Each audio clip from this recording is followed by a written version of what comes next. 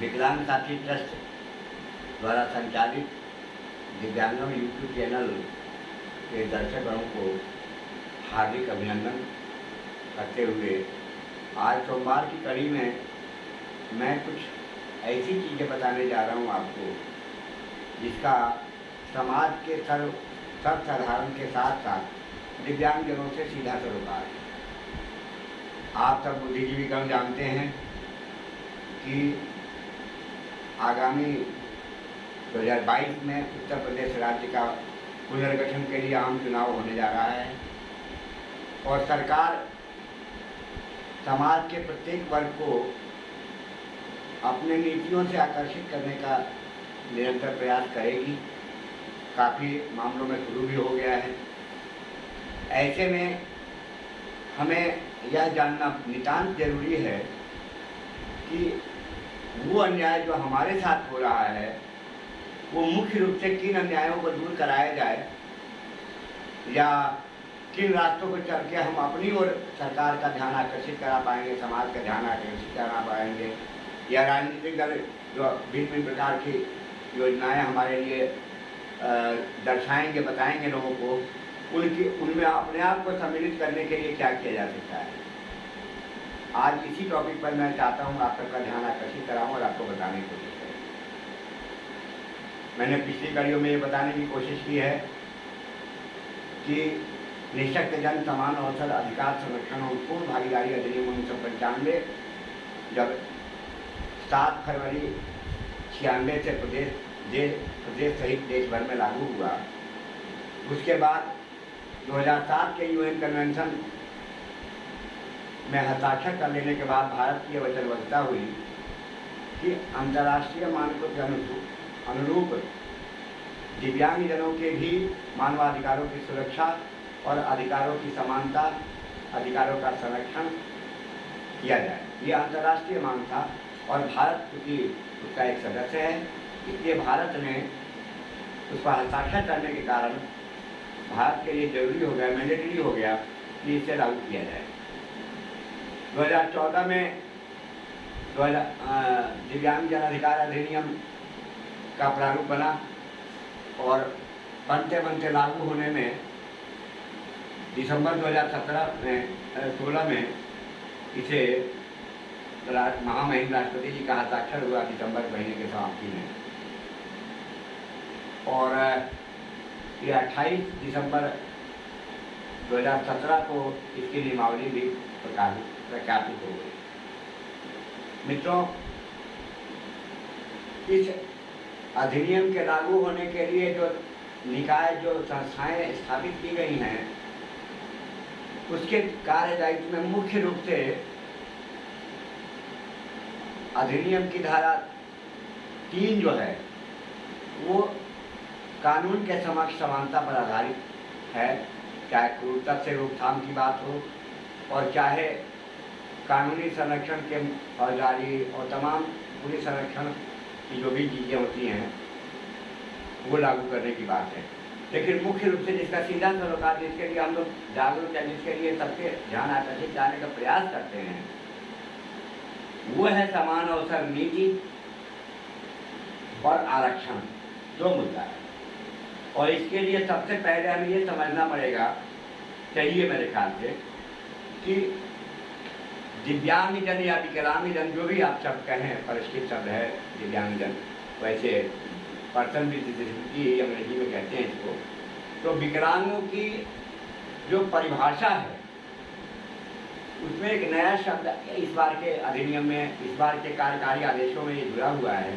जिसको benchmark disability के नाम से हम जानते हैं। आज मैं उसी के विषय में आपको बताऊंगा कि ये बेंचमार्क डिसेबिलिटी वास्तव में है क्या। हमारी संसद में जब वर्ष 1978 के जॉब सर्वे रिपोर्ट में इंगित परिभाषा को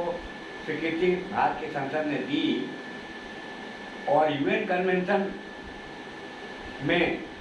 चर्चा के बाद जो मानकों में डिफरेंस हुआ, अंतर्राष्ट्रीय मानकों में और भारत के दिव्यांगता की परिभाषा के मानकों में अंतर हुआ, उस अंतर को समान रूप से बनाए जाने के उद्देश्य से एक वर्ड लाया गया, बेंचमार्क डिसेबिलिटी। मैं आपको इसको दृष्टिहीनों के संदर्भ में बताने के लिए इसे स्पष्ट कर दूँ कि 6/3 नहीं 3/60 होता है ब्लाइंडनेस की परिभाषा अंतर्राष्ट्रीय स्तर पे। भारत में वो 6/60 है। यानी कहने का मतलब यह हुआ कि कोई सामान्य जन जो रेदर देन डिसेबिलिटीज है, जो नॉन विकलांग है, जिसको हम लोग आम बोलचाल की भाषा में सकरांग कहते हैं, हमें तो हमारे भी होते हैं, इससे सकरांग शब्द शायद हमें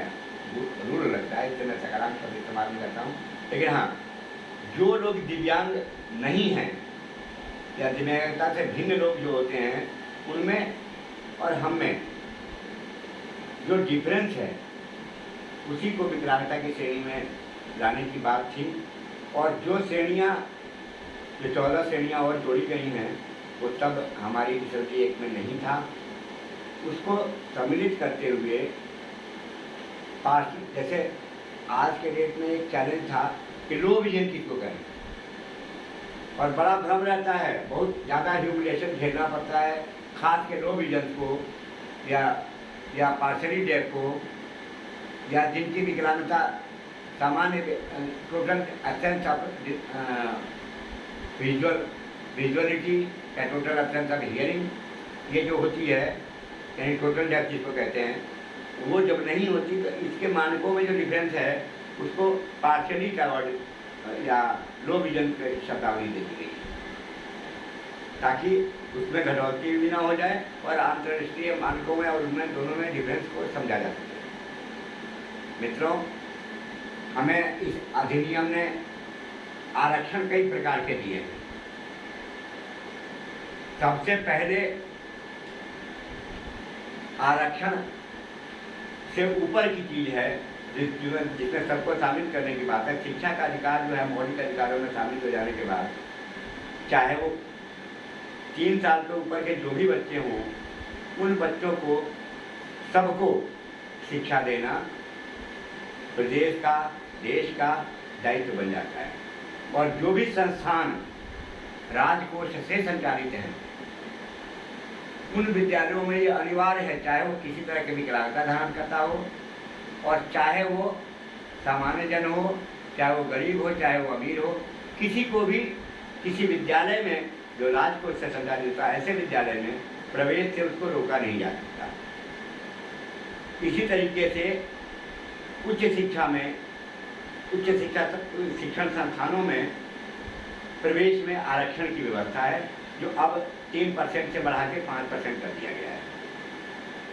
सरकारी भवन भूखंड जो होते हैं, उनके आवंटन में 5% के स्थान पर 3% के स्थान पर 5% का आरक्षण प्रावधानित हो गया है।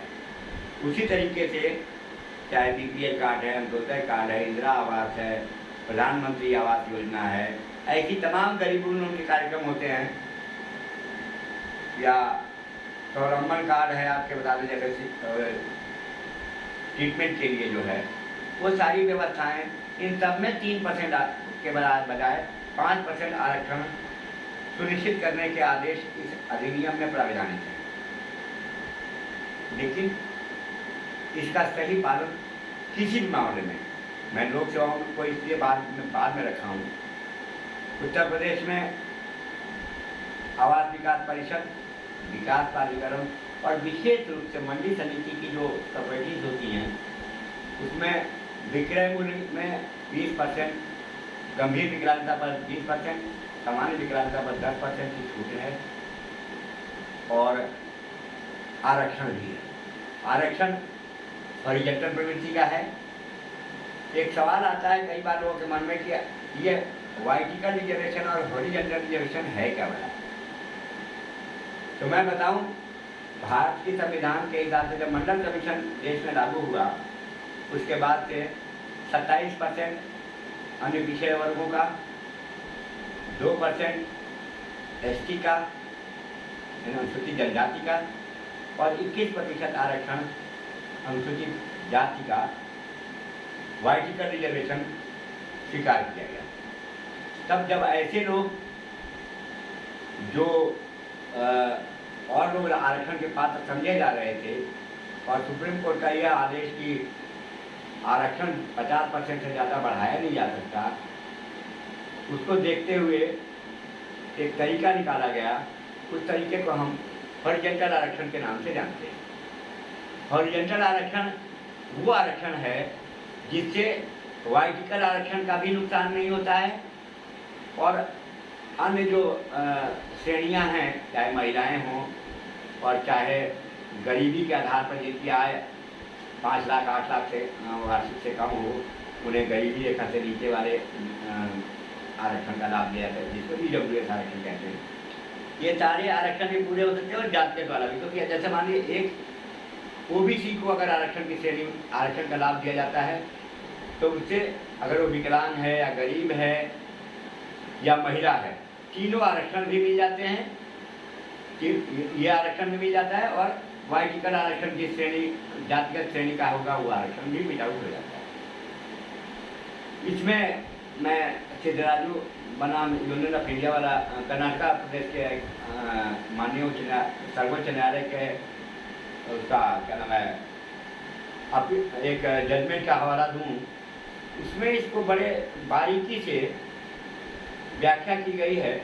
और दिव्यांग जनों के हॉरिजॉन्टल आरक्षण को सुपर आरक्षण की संज्ञा दी गई।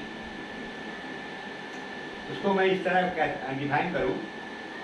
इंदिरा साहनी के मुकदमे में OBC के आरक्षण के चलते काफ़ी दिन तक ये विवाद रहा कि प्रमोशन में OBC को आरक्षण दिया जाना है या नहीं दिया जाना है,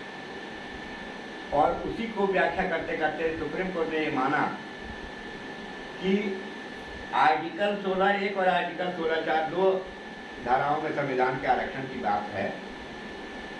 और उसमें से क्योंकि दोनों में से किसी भी आरक्षण में हॉरिजॉन्टल आरक्षण, जब हम बात करते हैं हॉरिजॉन्टल आरक्षण की, तो चाहे OBC का चाहे EWS का हो आरक्षण और चाहे महिलाओं का आरक्षण हो, चाहे भूतपूर्व सैनिकों का हो, चाहे वो स्वतंत्रता संग्राम सेनानियों का आरक्षण हो, इन किसी भी आरक्षण को ये बैकलॉग नहीं बनता है। उस समय आ गए पा गए तो ठीक है, नहीं इसका ना कोई कैरी फॉरवर्ड होता है,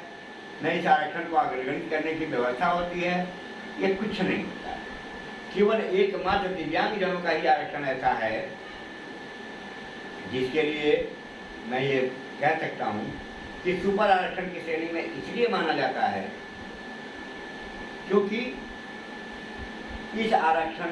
का कैरी फॉरवर्ड, जैसे आरक्षित श्रेणी के आरक्षणों के बारे में बताया गया कि अगर उस उपयुक्त श्रेणी का अभ्यर्थी नहीं मिला तो अगले 3 भर्ती वर्षों के लिए उसे अग्रगणित किया जाएगा, उस कोटे को रखा जाएगा विचारण के लिए, और 3 भर्ती वर्षों में अगर कोई नहीं मिला उपयुक्त कैंडिडेट, तब पहले जो अन्य आरक्षित श्रेणी हैं उन आरक्षित श्रेणियों में अदला बदली से बदल दिया जाएगा। वो भी नहीं हो पाए तो वो सामान्य जन को जो आरक्षण की परिधि में नहीं आते उनमें उनसे भरा जा सकता है। ये एक आदेश ये हमारे आरक्षण की श्रेणी को डिफाइन करता है, स्पष्ट करता है। और अब आते हैं हम लोक सेवाओं के आरक्षण पर। लोक सेवाओं के आरक्षण के लिए अभी उत्तर प्रदेश सरकार ने अधिनियम की धारा 33 के अनुपालन में एक चिन्हांकन सूची जारी की है, जो करीब 151 पृष्ठों का चिन्हांकन सूची विभागवार चिन्हांकन सूची जारी करके अब विकलांग कल्याण विभाग ने अपने वेबसाइट पर अपलोड किया है। 30 जुलाई को ये हुआ था। जब से हम लोगों ने उस आरक्षण को देखा उस समय से सबसे ज़्यादा वो ऑर्गेनाइजेशन जो दृष्टिहीनों के क्षेत्र में विशेष रूप से काम करते हैं आपत्ति दर्ज कराना शुरू किए और प्रत्येक स्तर पे विभागीय अधिकारियों, विकलांग कल्याण विभाग के अधिकारियों के स्तर पे, कार्मिक विभाग के अधिकारी के स्तर पे और मुख्य सचिव के स्तर पे, राज्य आयुक्त के स्तर पर और मुख्यमंत्री जी के स्तर पर मिलकर के और इस समस्या की ओर सरकार का ध्यान आकर्षित किया गया कि ये नितांत अव्यवहारिक और आपका ये डिसीजन हमारे विरुद्ध एक साजिश षड्यंत्र के अलावा कुछ नहीं है। क्यों? उसके लिए हमारे संगठन ने 5 सिद्धांत प्रतिपादित किए जो पहले रहा है। नंबर 1 कि चूँकि ये सेंट्रल एक्ट है और सेंट्रल गवर्नमेंट के में पदनाम की दृष्टि से जो पद होते हैं उन पदों में बस कुल लोक सेवाओं में करीब स्टेट और सेंटर को मिला दें तो करीब 32 प्रकार के लोक सेवाओं के पद होते हैं। 32 प्रकार के पदों में से अभी जो सरकार ने नीति जारी की उसके हिसाब से उन्होंने कह दिया कि जो पद चिन्हांकन सूची में नहीं है वो आरक्षण नियमों से उन्मोचित यानी कि एग्जम्प्टेड समझे जाएंगे। उसमें यानी कि जो पद चिन्हांकित हैं उसी की वैकेंसी पर जो आरक्षण हमें मिलेगा आरक्षण, बाकी रिक्तियों पर हमें आरक्षण नहीं मिलेगा। ये सबसे बड़ा घाटा था। करीब हम 300-400 पदों पर ही प्रत्येक प्रकार के विकलांग 300-400 पदों में से ही हमारे पद चिन्हांकित होते हैं और उन्हीं पर वैकेंसी होगी तो हम नियुक्त किए जाएंगे। लेकिन जब हमने गवर्नमेंट को ये समझाने की कोशिश की, अभी हाल ही में 20 तारीख को अपर मुख्य सचिव दिव्यांगजन की अध्यक्षता में विभागीय अधिकारियों की एक बैठक हुई थी जिसमें राष्ट्रीय दृष्टि बालिका संस्थान और बेरोजगार देश में सलाह समिति के प्रतिनिधिमंडल ने मिलकर अपना विरोध दर्ज कराया और उसमें ये बताया कि देखिए कुल लोक सेवाओं में जो पद हैं, जितने भी पद हैं, उन पदों की रिक्तियों को संकलित करके टोटल वैकेंसी की गणना की जाएगी और हमारे दिव्यांगजन जिन पदों पर काम कर सकते हैं उन पदों पर हमारी नियुक्ति की जाएगी। बस केवल एक संशोधन अभी हुआ है, तो पहले नहीं हुआ था, इस बार हुआ है और उसे हमें स्वीकार करना पड़ेगा क्योंकि वो विधि सम्मत रीति से हुआ है। वो ये कि सैनिक और अर्धसैनिक बलों में दिव्यांगजनों को आरक्षण, दिव्यांगजनों के आरक्षण से उस विभाग को मुक्त रखा गया। यानी मेडिकल, मिलिट्री और पैरा मेडिकल मिलिट्री एरिया में नोटिफिकेशन भारत सरकार ने निकाल दिया है कि उसमें हमें आरक्षण नहीं मिलेगा। हम इस बात को स्वीकार भी करते हैं। तो लेकिन बाकी सेक्टर में जहाँ नोटिफिकेशन नहीं हुआ है उस सेक्टर की जितनी वैकेंसी हुई उन वैकेंसी के 9 जुलाई 97 से लेकर अब तक जितनी नियुक्तियां हुई हैं उन नियुक्तियों के हिसाब से हमारा जो आरक्षण बनता है, आरक्षण कोटा बनता है, उसको अभियान चला के भरने की सरकार की घोषणा भी थी और माननीय उच्च न्यायालय का आदेश भी था और प्रमोशन इन रिजर्वेशन के बारे में तमाम आदेश सुप्रीम कोर्ट ने, तमाम स्पष्टीकरण, तमाम आदेश अभी सबसे आखिरी में 28 जून 2021 को एक सुप्रीम कोर्ट का आदेश आया है और उस पर अभी भारत सरकार के कार्यकारी आदेश नहीं जारी करने के खिलाफ माननीय सर्वोच्च न्यायालय ने 4 महीने के अंदर ऐसा एक आदेश जारी करने का आदेश दिया है जिसमें A, B, C, D चारों वर्गों में आरक्षण सीधी भर्ती और पदोन्नति दोनों में दिया जाए, ऐसा आदेश भारत सरकार जारी करे। ये आदेश माननीय सर्वोच्च न्यायालय ने यूनियन ऑफ इंडिया को, भारत सरकार को दे दिया है। अब अफसोस और विचारण और जो समाज और सरकार की उदासीनता हमारे प्रति है या हमारे अपने लोग जो इस क्षेत्र में काम करें उनकी उदासीनता जो है उस पर मैं जाऊंगा। वो ये है कि देखिए एक दिव्यांग के परिवार में, आज के संयुक्त परिवार के दौर में ये मान के चले कि 10 लोग होते हैं। उन 10 लोगों की मोटिवेशन, डिरेक्शन,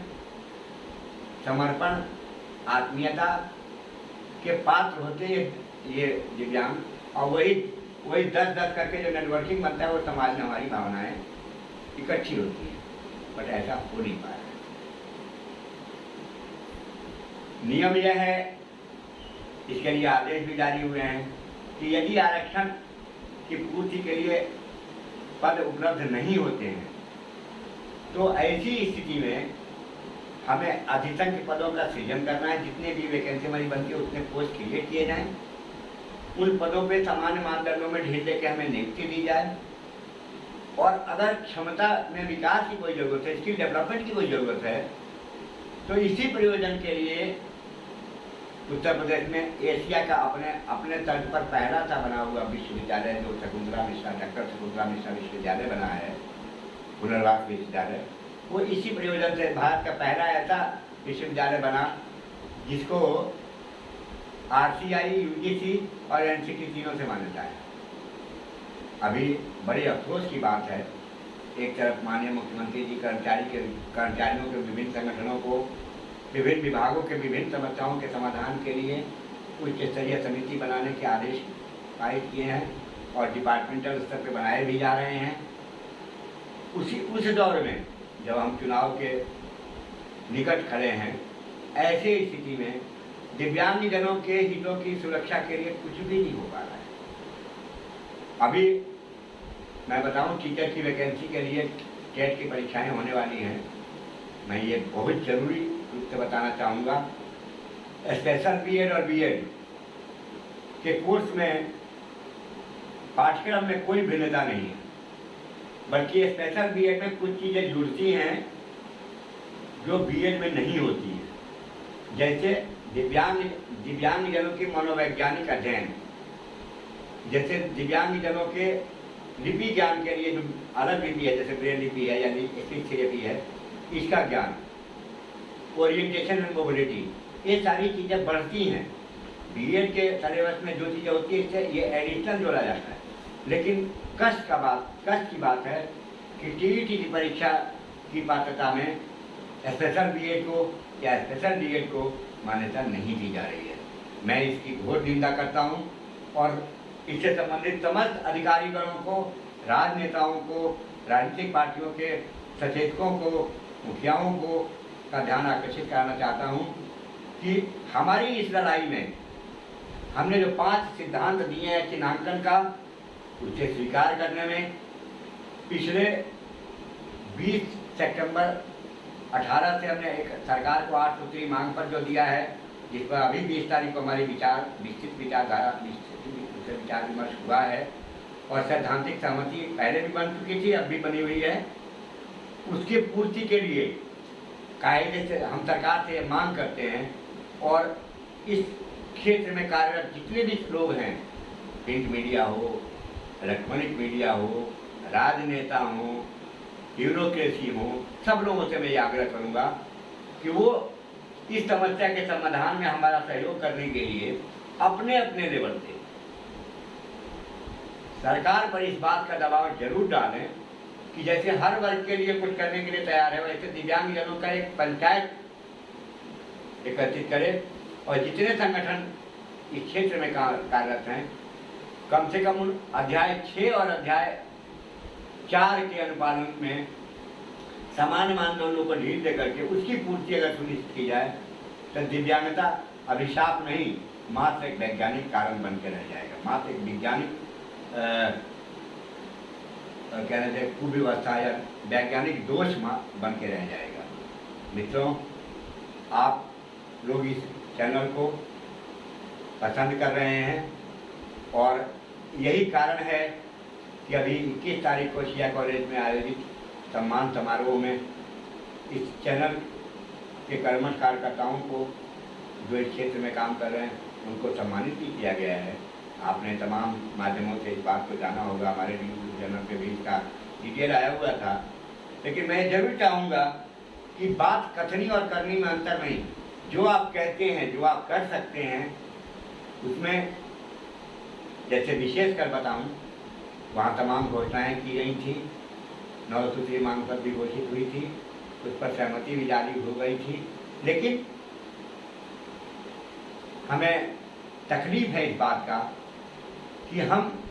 मानते हैं इस बात को कि हमारी समस्या के समाधान के लिए हर वर्ग तक कर रहे हैं, लेकिन कथनी और करनी में बहुत अंतर हो रहा है और वो चीज़ें जो हमें मिल रही हैं, वो सुविधाएं जो हमें दी जा रही हैं, सामान्य जनों के बराबर दी जा रही हैं अगर, तो आरक्षण की परिधि में नहीं आती है। वो चीज़ें जो सामान्य मानदंडों में ढील दे के देते हैं, जिनके लिए नियम को घटाना पड़ता है, जैसे मान लीजिए किसी आरक्षण के लिए 80% मेरिट जा रहा है, आपने हमें 75% में नहीं किया, तब वो आरक्षण की परिधि में आएगा। हम बराबर के अगर अंक प्राप्त करके अगर आते हैं सेलेक्ट होके, तो वो आरक्षण की परिधि में नहीं आता। ये बात समझने और समझाने की बहुत ज़रूरी हो गया है, समझाना और समझना। और मैं अगली कड़ी में अब मैं कोशिश करूँगा कि एक एक छोटे छोटे बिंदुओं पर आप सबको विस्तार से बता करके और समाज में इस वर्ग के लिए जागृति इकट्ठा करने की सीमा तक मैं काम को विस्तारित करूँ अपने, मैं उम्मीद करता हूँ